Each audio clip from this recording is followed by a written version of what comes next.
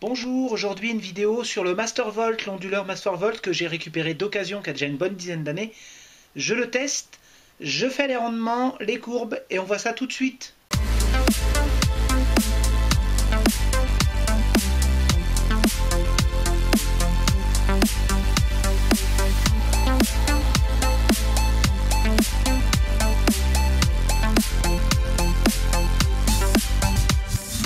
Certains fabricants, marques ou vendeurs n'aiment pas lorsque je teste leurs produits. Je pense avoir le droit à l'erreur.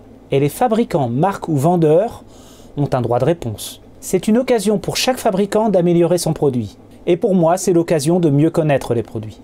Mais aussi permettre d'anticiper des pannes ou diagnostiquer des mauvais fonctionnements. Cet onduleur a un bouton en haut pour mettre en marche, off et sur remote. Il y a aussi des petits voyants qui indiquent ce qui se passe.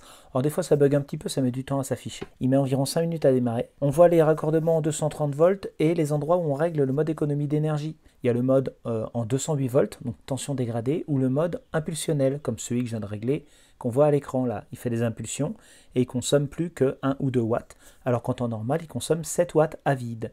7 watts à vide sans les ventilos et 15 watts avec les ventilos. Moi, je l'ai réglé sur 2 watts à peu près, la consommation de mon chargeur de téléphone. On voit qu'il y a des parasites dans la caméra, donc c'est peut-être une mise à la terre qui n'est pas assez bonne. C'est pas des parasites énormes non plus. Ce mode économie d'énergie, bon, j'ai trouvé qu'il fonctionnait assez bien, il est assez délicat à mettre en marche.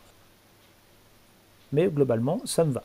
Bon, maintenant, on va faire un test de surcharge avec un compresseur. Et ce qu'on a vu, c'est que globalement, ça a passé le test. Alors c'est bien Mastervolt qui fabrique ces onduleurs, donc c'est des onduleurs haute fréquence qui ont un taux de surcharge de 2 fois la puissance. Et il y a aussi quelques réglages sur la platine. Bon, maintenant la courbe de rendement. Alors le rendement global de cet onduleur, il est assez bon, hein, on monte assez facilement au-dessus de 92%. Si on le compare aux autres onduleurs que j'ai testés récemment, à savoir le Xtender, le W et le I, donc on voit qu'on est assez proche de Studer et on le dépasse même à certains moments, on va le voir. Donc là ce qu'on voit c'est qu'on a quand même un onduleur, même s'il n'est pas très puissant non plus, hein. Je ne l'ai pas testé à 2500 watts au niveau du rendement, mais le rendement va être un petit peu dégradé à 2500. Lorsque j'ai fait le test du compresseur, je ne crois pas avoir mesuré d'ailleurs le rendement. On a une très belle courbe, franchement j'ai été épaté. Lorsqu'on zoome un petit peu dessus, on voit qu'elle se distingue même de Studer dans la basse puissance. Elle a un meilleur rendement. Je ne m'attendais pas à ça. J'en suis plutôt content. Je n'ai pas remarqué beaucoup de fausses mesures ou de mesures aléatoires. On va pouvoir distinguer, on va zoomer encore un petit peu et on va pouvoir distinguer ces 4 courbes. On va les séparer en deux. Celles qui sont en bas, qui sont donc inférieures à 50% de rendement, et celles qui sont au-dessus de 50% de rendement. Toujours avec ma petite ligne là de 41 watts qui correspond à 1 kWh par jour. On voit que le Mastervolt est à 79%, le Xtender est à 64%, qui est déjà très bien. Donc l'écart il est de 15% entre le Mastervolt et le Xtender, qui est déjà pas mal.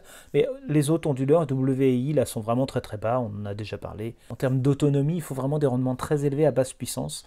Et là on voit que cet onduleur 2500, il est beaucoup concentré sur la basse puissance.